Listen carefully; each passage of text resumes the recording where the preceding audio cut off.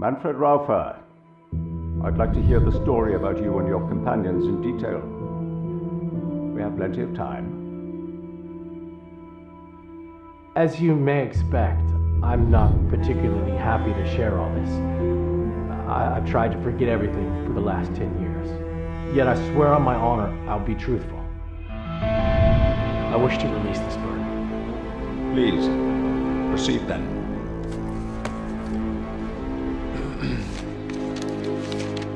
It began in June 44, when the Allied forces successfully landed in France and had already taken a lot of territory from us. At the time, we were also losing our war on the Eastern Front. Ivan was hitting us hard. We already knew our fight was hopeless, but the Fuhrer stubbornly tried to save his face at our expense. We'd been on Eastern front lines for 3 years already. 3 long and horrible years. Everything was different at that point. Do you know what it's like to live day to day with a constant feeling that you are already dead to this world?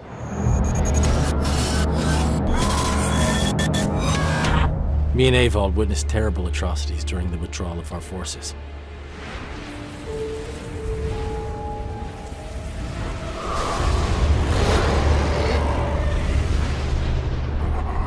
I couldn't comprehend how they applied the principles and dignity of German soldiers. Us.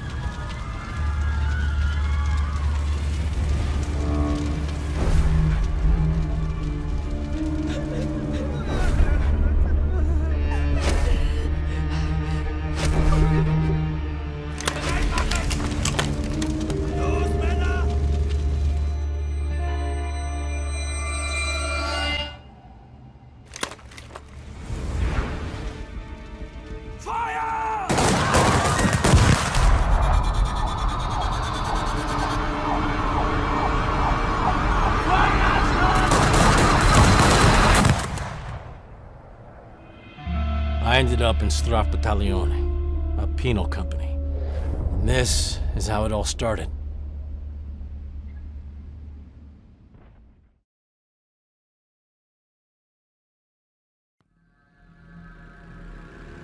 It was only after the adrenaline rush when I realized what we had got ourselves into. As deserters, we had no future and no home to return to. Not at least until the war ended, if at all. We were dead men walking.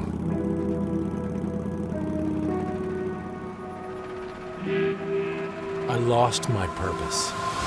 The dream of freeing the world from Bolshevik ideals was a lie.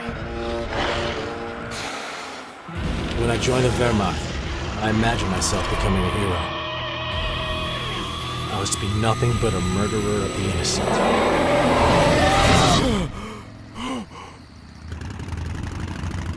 Avold didn't care much where we were going. For now, he just wanted to get as far away from the Eastern Front as possible. So we traveled west, for hours on end. But for me, survival was not enough. I knew I needed to find a reason to keep going.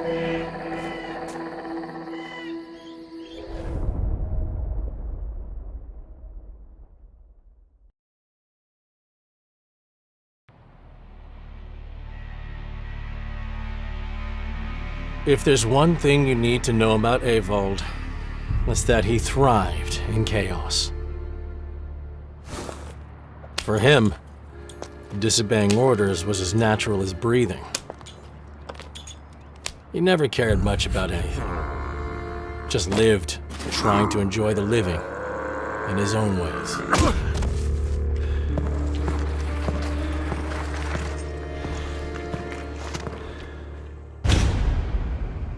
But what happened in Ponari changed him.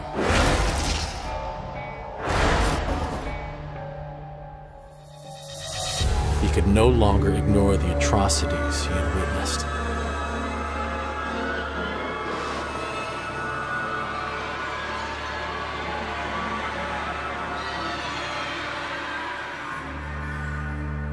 So when Lucas asked for our help with his next mission, Ewald immediately agreed. The Polish Home Army, Poland's national resistance movement, was a force to be reckoned with. Every Wehrmacht soldier knew that. The Poles were always ready, hiding and lying in wait, biding their time for the perfect moment to strike.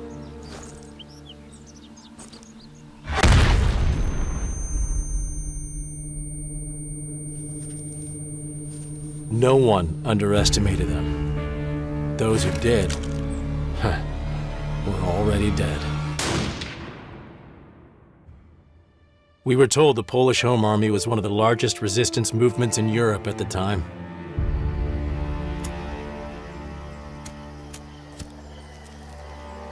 As their newest recruits, and under the command of Lucas, we were tasked with helping them steal classified documents from a German military camp near Vilnius.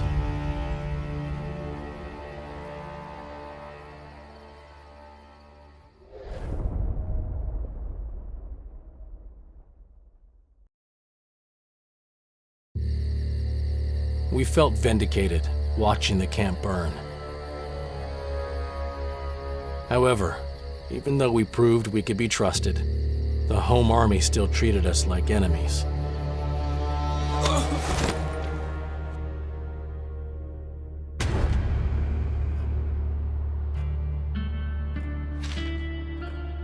We were interrogated for days.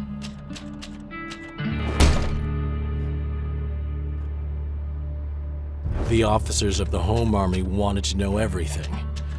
Who we were, why we deserted, and every conceivable detail about German military operations.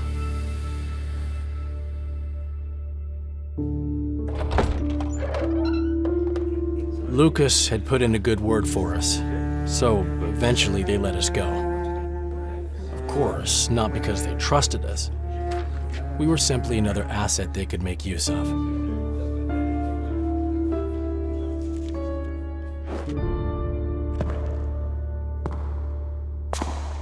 It turned out that the documents we stole contained reports of mass exterminations by the Germans of millions of Jews and Poles.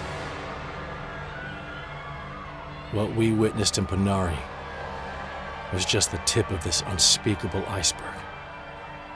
I felt sick to my stomach. The Home Army wanted us to infiltrate one of the German concentration camps and gather first-hand evidence of the genocide. We were to become witnesses to the atrocities. But before I can tell you what happened next, I need to explain how we crossed paths with the so-called Silent Unseen. Trained in the United Kingdom, the Silent Unseen were elite Polish soldiers and paratroopers, well-versed in the art of covert operations.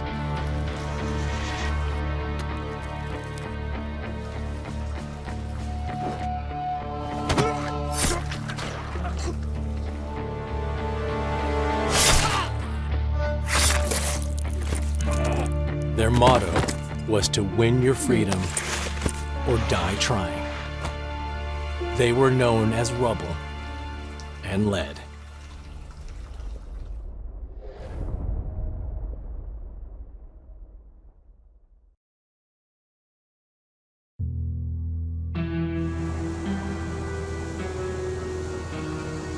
Rubble and Lead completed their first mission on Polish soil flawlessly. They should have thought more about the consequences the assassination of Helmut Koch would have.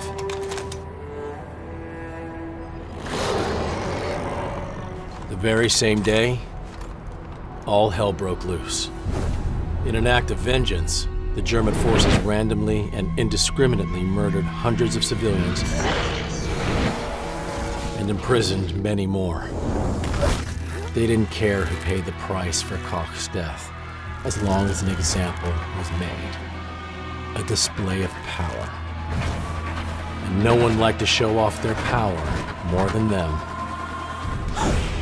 Greta was caught during one of their roundups.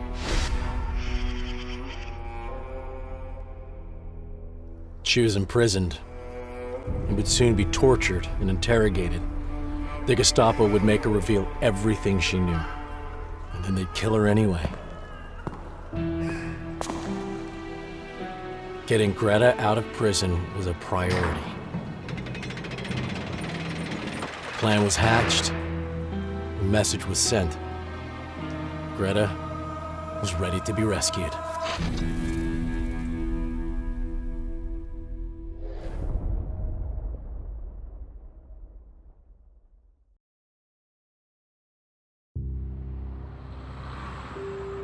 I should explain how I ended up in Bialystok prison. We were halfway to the Kulmhof when we were stopped by a German patrol. Although the Home Army prepared us well for such an eventuality, we still had to be careful. It seemed like everything was going well, till Evald drew too much attention to himself.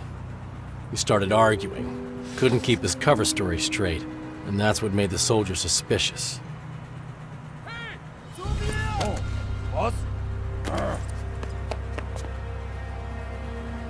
Then something happened that I didn't expect. They left me behind. I couldn't believe it. I was both angry and scared. I was sure I'd be killed there and then. Yet that was not the fate that awaited me. Instead, it was something far worse than death. The Gestapo, the German secret police, interrogated and tortured me.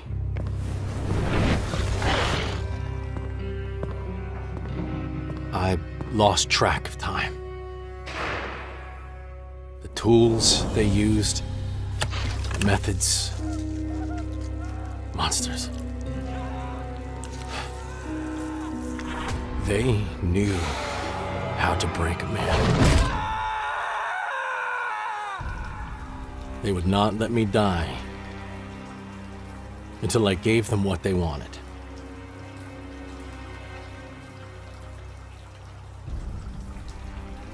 What I told them, I had no choice.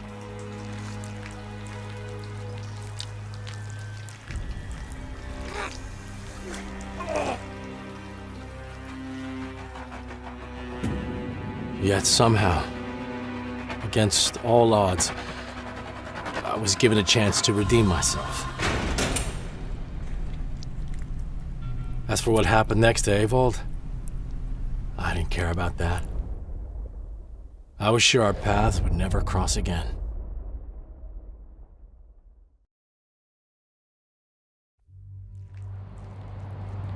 You have no idea what state of mind you sink into during torture.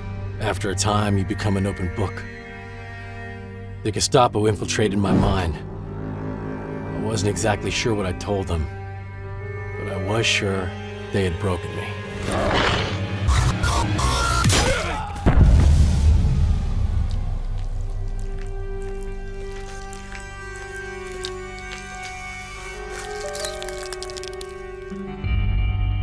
But I was given a second chance. Evald and Lucas were waiting for me. They wanted to explain what happened, but I was angry with them. They had abandoned me to save their own lives. In hindsight, I didn't realize it, but I would have done the same thing in their shoes. I explained to the others that we needed to head towards Kulmhof. Lucas was against it. He said it was too risky. He wasn't wrong. It was a suicide mission.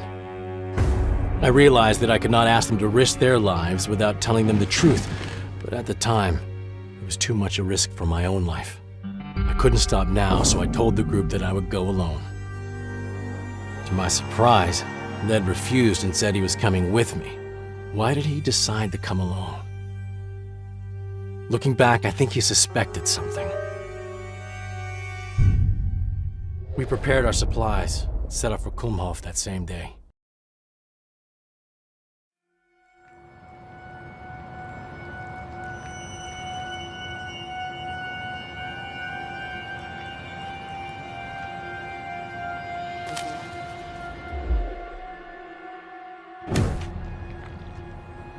I can hardly remember the torments I went through during the Gestapo interrogation.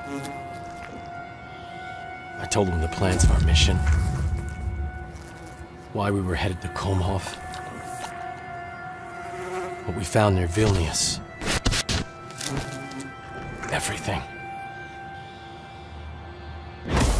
However, I do not believe that things would get so very complicated.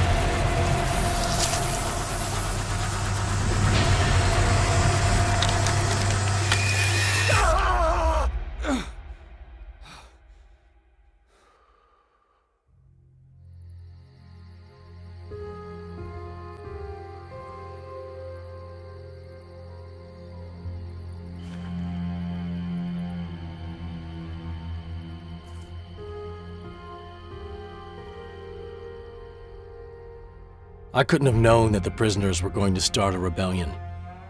From the outset, my actions only made the situation worse. Although, not everything was lost. We obtained crucial evidence and saved a key witness of these atrocious events, a man named Joachim. We escaped, and that night in the safe house, Joachim told us about himself. Before the war, he owned a factory in Munich.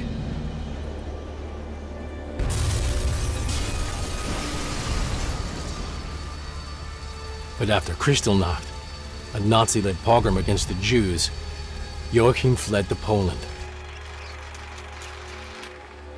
When the Germans attacked Poland, he was captured and began his miserable journey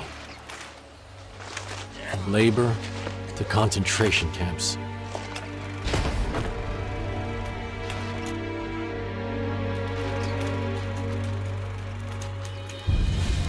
This is where he got in touch with the Home Army and became their inside man. After weeks of stillness and waiting for any news from the Home Army headquarters, finally something moved. Greta showed up with orders that said we were going to London. We were to give the Allies evidence of the war crimes committed by the Germans. The shortest route, straight through German airspace, was not possible. Instead, as part of Operation Wildhorn 4, me, Joachim, and Greta flew to Brindisi in Italy, and from there towards the southern border of France. At the time, preparations for Operation Dragoon were already underway. We were assured we'd be completely safe. Unfortunately, no one considered we would accidentally be mistaken as an enemy.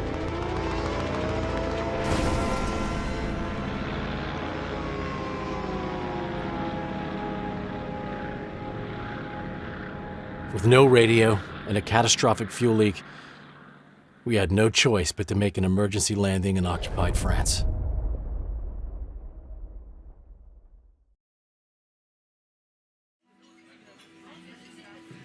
It was strange how peaceful life was in France, striking contrast to what was happening in occupied Poland, as if the war was going on everywhere else, except here.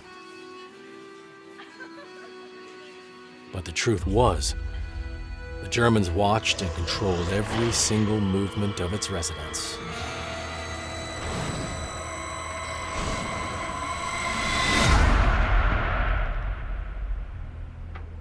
Back then, I was wondering what was happening with the ones left in Poland. And with Ewald. Actually, I started to miss the bastard, I must admit. I still had hopes of meeting him and the rest of our crew after we returned from the British Isles. These hopes weren't in vain, as before we all separated, we established our meeting point, Led's family estate near Warsaw. But back to France. For months, French resistance had been formulating a plan, the aim of which was to kill several dozen German dignitaries attending a banquet at a mansion near the town. Unfortunately, in the days leading up to the banquet, the local resistance lost too many of its people for the plan to succeed. They had no choice but to seek outside help. We knew we had our own mission to accomplish, but we couldn't refuse the resistance, nor miss the chance to deal the Germans a staggering blow. I have to admit that the blink in Joachim's eye when it came to shooting these people still gives me the creeps.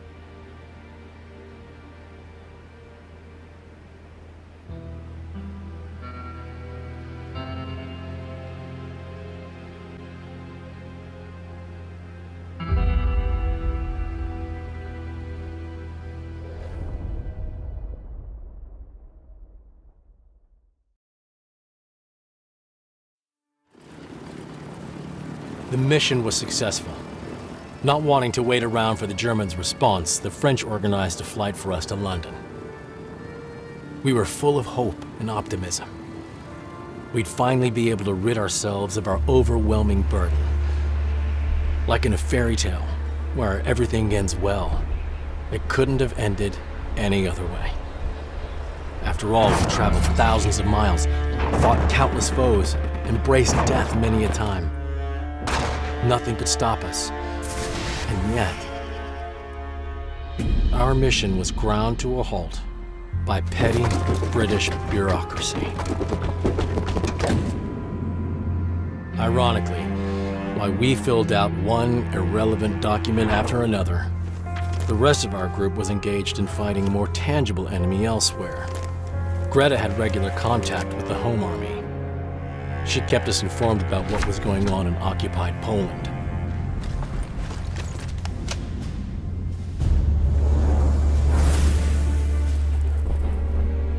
She told us how Led and the others were ordered to join the Warsaw Uprising. At first, they had to break through the German-Russian front line near the city.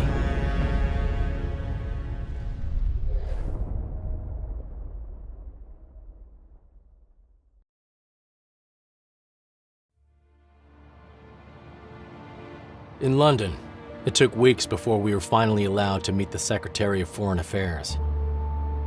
Although we all wanted to talk, the British only invited Joachim to the meeting.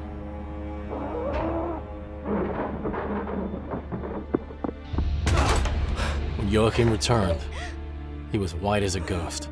He told us that they knew about everything, but could do nothing. They told him that the only solution was to win the entire war and bring the Nazis to justice in its aftermath. I was beyond devastated. Everything we did was for nothing. But Greta wasn't moved. Her thoughts were elsewhere, in Warsaw. The Warsaw Uprising was the largest Home Army operation in the history of occupied Poland. The inhabitants of Warsaw stood against the German oppressors. Every citizen of Warsaw wanted to help, so even the women and children fought.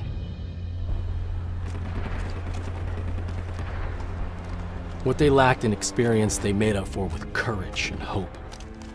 Besides, just like in the Paris Uprising, the Poles had hoped that the Allies would come to help them. And they believed that the approaching Red Army would join the fight as well. But the slaughter of countless Poles was in the Soviets' favor. Thanks to this, their own invasion and occupation would be less problematic. Fortunately, within the Red Army, there were those for whom the fate of the Polish insurgents could not be ignored. The Berling's army was an armed force created mainly from Polish prisoners who were previously deported to Siberia. For these people, fighting alongside the Soviets was their only hope of seeing their homeland again. Berling's soldiers managed to convince their superiors to let them join the uprising. For Stalin, they were nothing more than cannon fodder anyway. Under the cover of night, Led, with the rest of the group, and together with the soldiers from Berling's army, crossed the Vistula River and reached the western side of Warsaw. There, they joined the fight.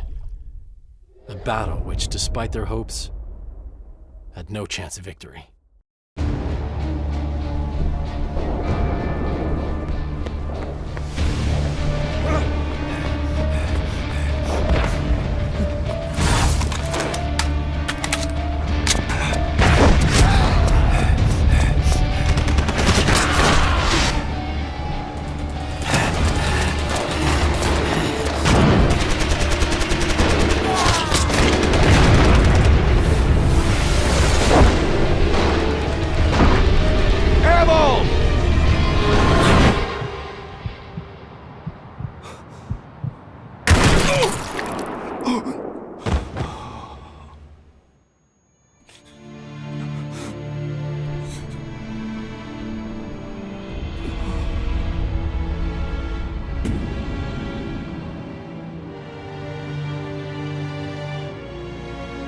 Ewald always believed he was the master of his own fate, and that the world was his personal playground. His sacrifice was so unlike him, yet his courage was so unmistakably Ewald.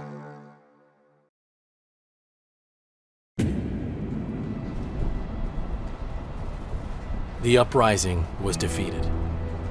Tens of thousands of young people sacrificed their lives in that hopeless fight, achieving absolutely nothing.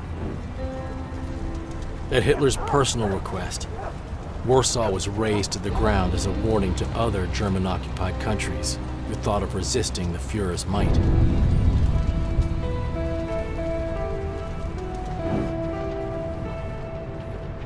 The defeat of the uprising was an unintentional gift for Stalin. Any Polish resistance the Soviets might face had been crushed by German hands.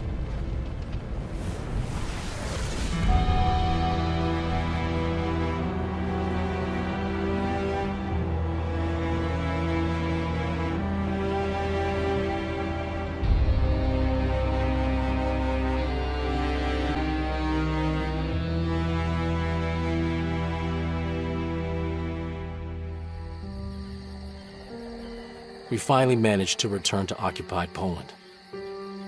Some time back, we agreed that upon our return, we were all to meet at Led's family estate.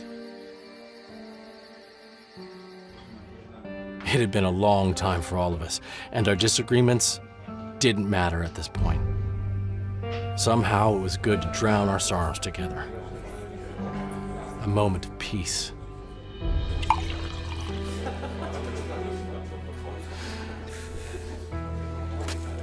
The question on everyone's mind was, what next? For my Polish friends, the war was still raging. The Soviets were just another invader whom they'd have to fight. For Joachim, it was quite the opposite. To him, the Soviets were the ones who defeated the oppressors of his kinsmen. Joachim suddenly stood up with a glass of vodka in his hand and made a toast to the so-called Soviet liberation.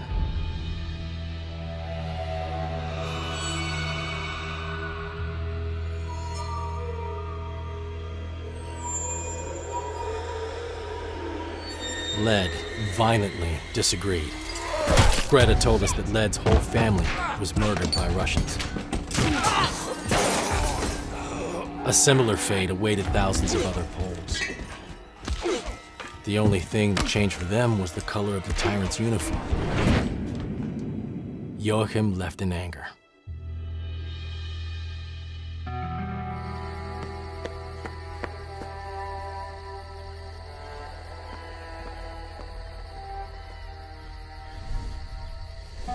There was too much going on for me that night, so I decided to go for a walk to get some fresh air.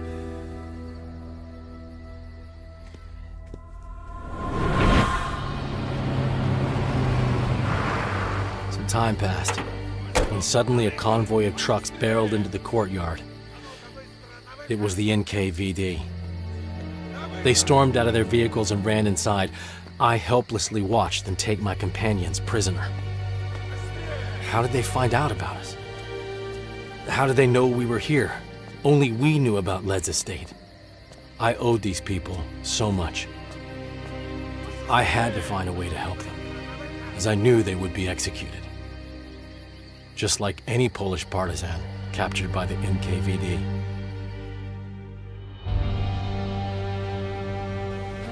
They were most likely headed to a prison compound in Warsaw, commonly known as Toledo. This was to be my last assignment. And this time, it was completely personal.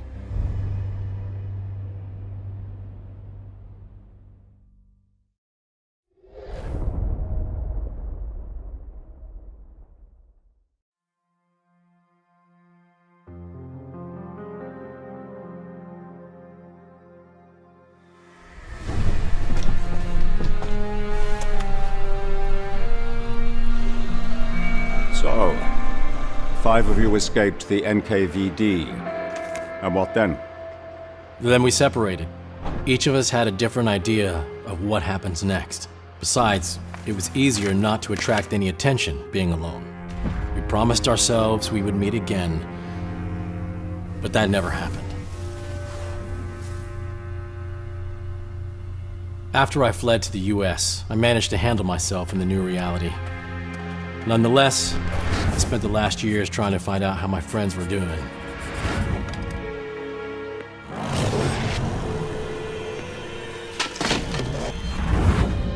Evald never got his own tombstone.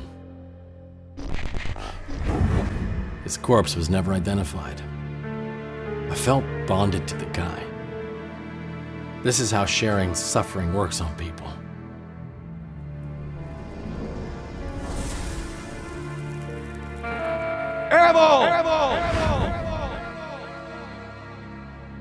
The thought I would never be able to drink to his tombstone,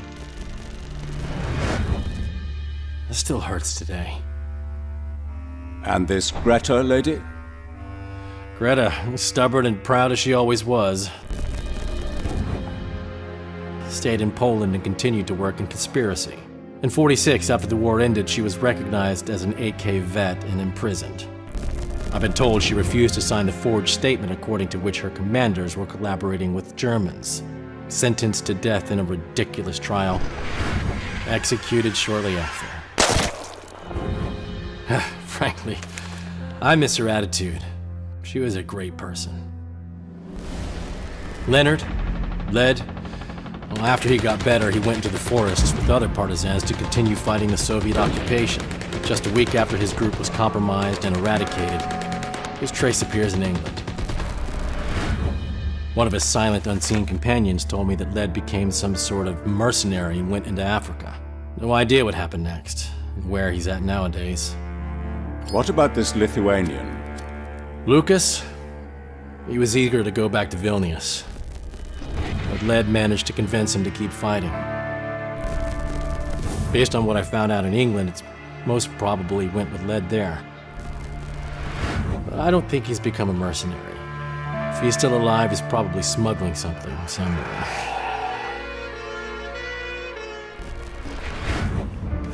And this Rubble man? Rubble went back to Lvov City back in '45. I think he wanted to rebuild things, but after Yalta, the USSR decided the city was no longer Polish, making it part of the new Ukrainian state. Rubble, along with all Poles from Lvov, was deported to the Western Poland territories, which were previously German. He ended up in Silesia, working as a miner. Replaced Evald, you might say. He's still alive, as far as I know. Any regrets on Joachim?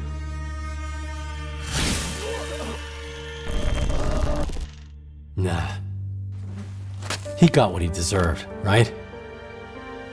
Mr. Raffa, I think you should take this story to Hollywood. No, I don't want people to know I was in the Wehrmacht. And besides, here nobody gives a shit about the Eastern Front. Like the Iron Curtain was shut and nobody cares about what happened in that part of the world. And I saw it all. And I see how Soviets are lying about things today. Can I get my prescription now? Of course, of course.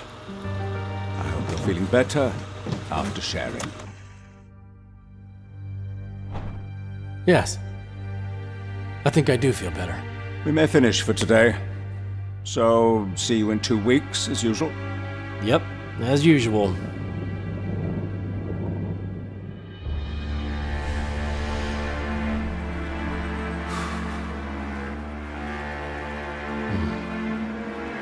Do I feel better?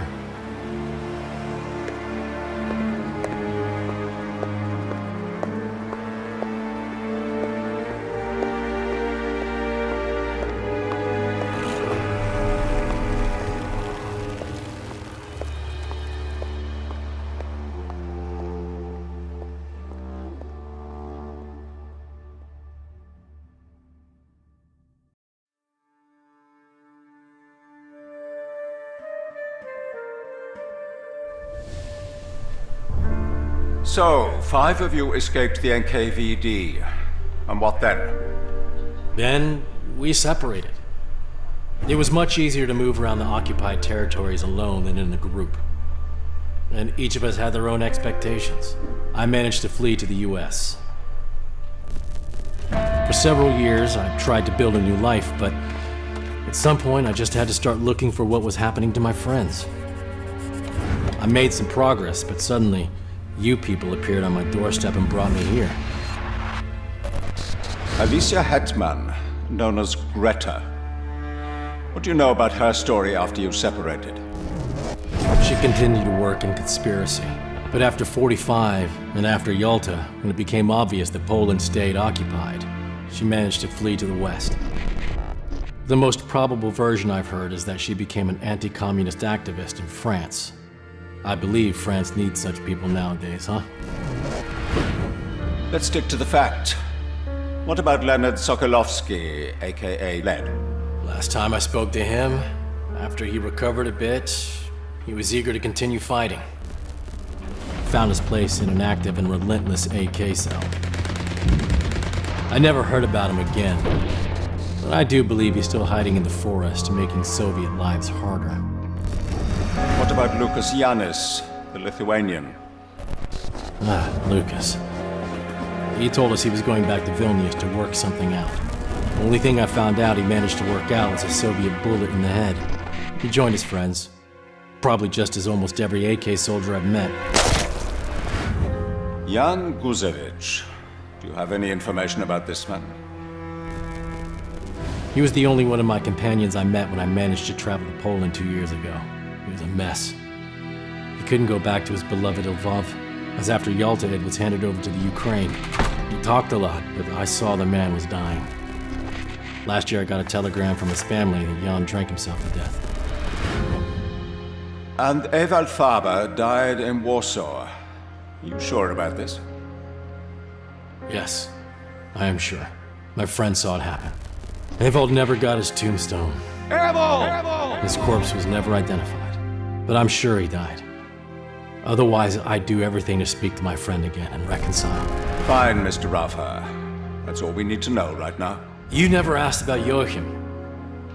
And honestly, I have an impression he's the reason I've been brought here. Your speculations do not concern this court. Take the defendant back to his cell.